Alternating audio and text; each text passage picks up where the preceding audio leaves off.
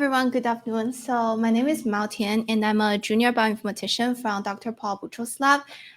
Today, my topic is about anaplastic thyroid cancer and how we use subclonal reconstruction to deconvolute its evolution process. And so probably you guys are not familiar with anaplastic thyroid cancer. So everyone is familiar with our thyroid, which is on the, which you can show in here. Sorry, give me a sec. Let me put the pointer. Okay, so everyone is familiar with the thyroid, and probably you have family members who have like thyroid cancer because it's one of the very common cancer type, and most of the papillary and follicular thyroid cancer are actually has very long survival rates. However, among all those thyroid cancer types, there are two types, medullary and anaplastic, that are very rare but very progressive. So in this talk, we're going to focus on anaplastic thyroid cancer. So it's very rare and only make up 1% to 2% of the thyroid cancer cases, which means it's only 1 to 2 people per 1 million per year in the States. But the prognosis is very poor, and the median overall survival rates ranges from 4 to 10 months after diagnosis. So current treatment of ATC is very similar to what we have treated for the other thyroid cancer. We will remove the thyroid tissue or just the whole thyroid, and then we will treat them with the drug that to suppress their thyroid function or has some chemical and radiotherapy treatment. However, ATC is very anaplastic, which means it's undifferentiated, so it shows resistance to radiotherapy and chemotherapy. Here I'm going to show you a histological picture of the HE staining of the thyroid tissue, and where you can see here is the ATC tissue, this here, while surrounded by it is the PTC, which is the most papillary thyroid cancer, which has better prognosis. And based on here, let me enlarge one of the region of it. Give me a sec. Okay, here is the enlarged region of the ATC, and here you can see a clearly line that kind of separates the ATC tissue and the PTC tissue. And compares to the well-differentiated PTC tissue, the ATC tissue actually has a lot of hollows, and it's more adjacent to a lot of blood vessels. So those hollows might be due to there are a lot of dead cells due to necrosis, which suggesting the microenvironment of ATC is very complicated. And also what you can see on here, you can see the ATC tissue is slightly purplish compares to the PTC tissue, which means it has a larger nuclear contents because it's blue. And here in this studies, it's a multi-course research study. So we collected 51 individuals or cell lines, and some in which there are 14 patients. We have multi-region. That means we have their co-occurring papillary thyroid cancer tissue and their ATC tissue. And we have 24 patients that has tumor normal pair tissue. And here in the main panel, you can see the coverage of this cohort. And we have some of the samples that we have very high coverage, which will be a beneficiary for our subclonal reconstruction. And however, we do due to the quality of the anaplastic thyroid cancer, because most of the samples we collected are FFPE tissue, so we do have difficulties to get high coverage for some of the samples. And we also conducted ancestral analysis here, and as you can see, we have made the majority of our patients are actually from European ancestry. So therefore, we didn't do any ancestry-related study later. So here is our study design. We collected all those samples here, and then we conducted the pipeline processing, and we test the germline and somatic features, and then we will conduct a subclonal reconstruction and mutational signature analysis based on all those somatic features. So we've conducted germline structure variant and germline SNP like analysis, and here I'm showing you the germline SNP results. We selected only pathogenic or likely pathogenic variants based on the ClinVer database. And what you can see here is so different like shades of gray indicated with their heterogeneous or homogeneous. And on the right side, we actually calculated the cohort proportion of each variance, and in which we could see and compare them with some population database, including 1K genome and GenomeAd. Here you can see like chromosome 5, which is a very known variant in head and neck cancer on TRT, which is a mutation happens in TRT's promoter regions. And we also have identifying 3 novel variants that hasn't been published before, and which might have potential like risk correlation with the risk of ATC. They are like MAP2K3, which is a mitogen activated protein kinase, and LIO2R, which is the interleukin 2 receptor, and autophagy related protein C9 or F72. Here I'm gonna expand the somatic analysis part. So because our infrastructure team in our lab will be able to run all those SNV analysis in all 4 different SNV calling tools, including MuTech2, Somatic Sniper, Muse2, and Strika2. However, all those, here is an example of one patient's variant allele frequency histogram. You can see all those somatic calling tools have different distributions, suggesting they have different tendencies to calling variants. So we took variants from at least 2 callers and construct the consensus SNVs and conduct the following driver gene analysis. So in the previous research, people have found out there are TP53 mutations, but in our research, because it's a whole genome research, so we found there are actually a lot of intergenetics UTR or regions like mutations in TP53.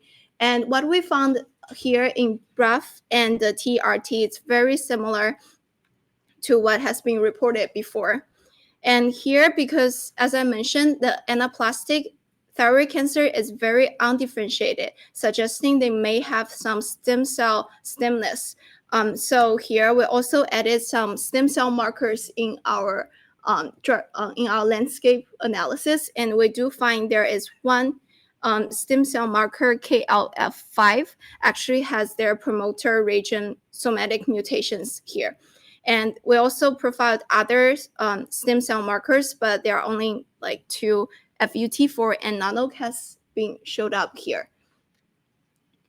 I'll slightly mention here that all those dots in the like little square means whether they are likely pathogenic or pathogenic. So those are all, among those you can see most of them are pathogenic or likely pathogenic variants. And then we took the consensus SNVs to conduct a mutational signature analysis and reference it to Cosmic database. And here you can see if it's gray, it means that SBS signature was not show up in that patients. And as you can see here, we identified SBS1 and SBS5 signatures, which is very common in a lot of cancer. And we also identify SBS2 and SBS13 in some of the patients, which is both signatures associated with APOC activity, which is immune-related activities. And there are also other signature, including unknown etiology, and I also showed it here. And then we analysis the genomic rearrangement in those in this cohort, and this work has been done by one of the summer students in the lab, Melinda Lowe, and we have identified several translocation and inversion like events in this cohort. And as for the copy number variations, we can also see that there are several. We have like we have a different landscape of different patients. Some patients may have a duplication events, as you suggest by their genome ploidity here. They have like 4 ploidity, and they have also occurred a lot of clonal loss events. And we also have some sample that has like less clonal loss or gain, but they have a high range of subclonal like genomic rearrangement, as is showing here. And here is a very complicated but integrated map of all those loss of clonal events, subclonal events, and loss of heterozygosity events here, marked in yellow. So because this is so complicated, let's separate into different patients. So as I mentioned, we have in this cohort, we have the sample that comes from the same patients, but from different like origins. Some are ATC and some are PTC. Sorry, the letter is so small, you cannot see here. The upper panel was the ATC, and the bottom panel was the PTC, which is papillary thyroid cancer. And you can see there are similarities in those like different regions. And you can also see in the bottom like panel patient that the patients has their subclonal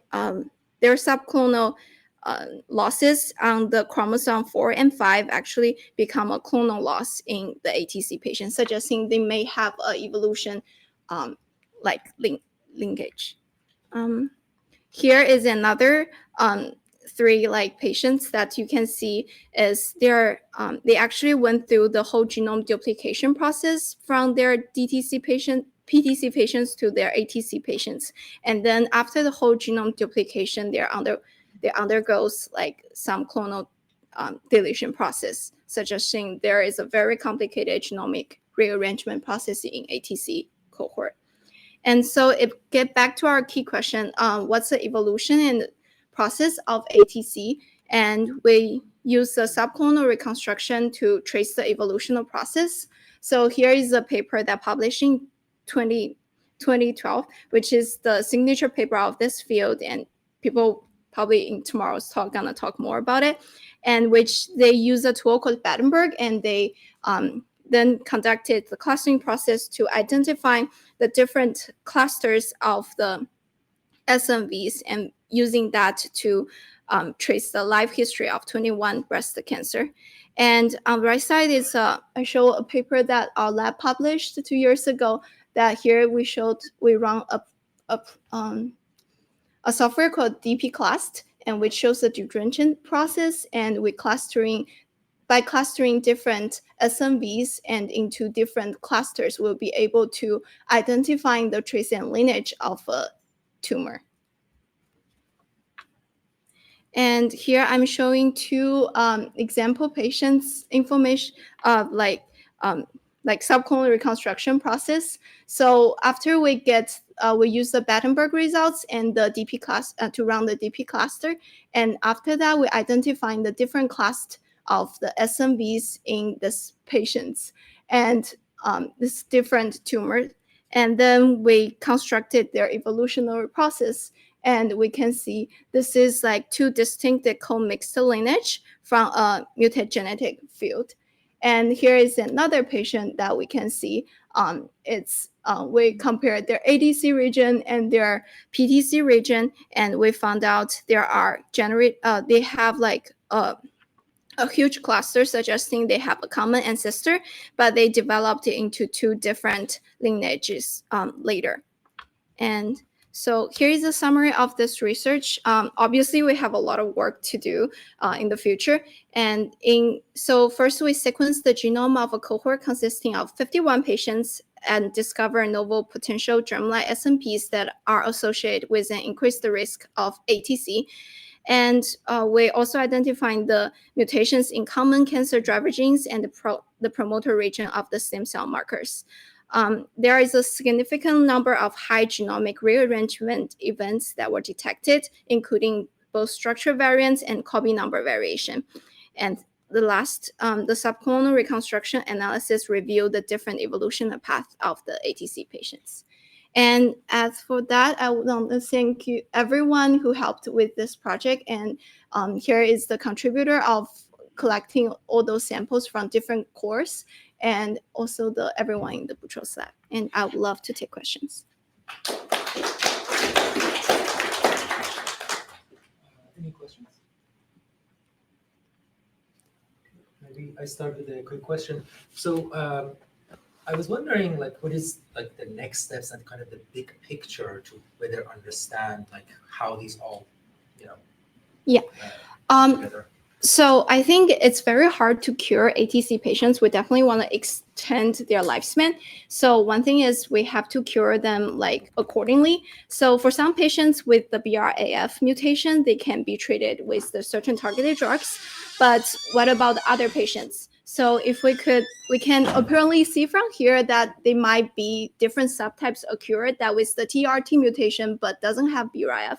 They may have other like potential markers or potential like kinase inhibitors. We could treat them. That's why in the germline discovery here, there is one like interested like kinase that showed up here. It's okay. Thank you. Okay, thank you. So in many cancer sequencing projects, one of the things that people have done is once the variants have been identified in different genes, they've tried to overlay it on different pathways and try to see if there are any shared pathways. Have you done that, or are you planning to do that? There's this method called HotNet2. Yeah. I'm familiar with that, but we haven't done that like yet. But that's definitely the next step. We want to see what's the pathways. It's actually overlapped, and it's a similar thing that we're gonna do after the subclonal reconstruction. We're identifying some cluster of SNVs that specifically to ATC. We're gonna do some pathway analysis to see if it's certainly highlight some pathways we don't know were the main cause of ATC. Yeah. Thank you. There's also one online question. It says, do you think your findings could help improve the accuracy of thyroid cancer diagnosis? So I think the major thing still here is actually the histology showed very good outcomes of identifying ATC and PTC.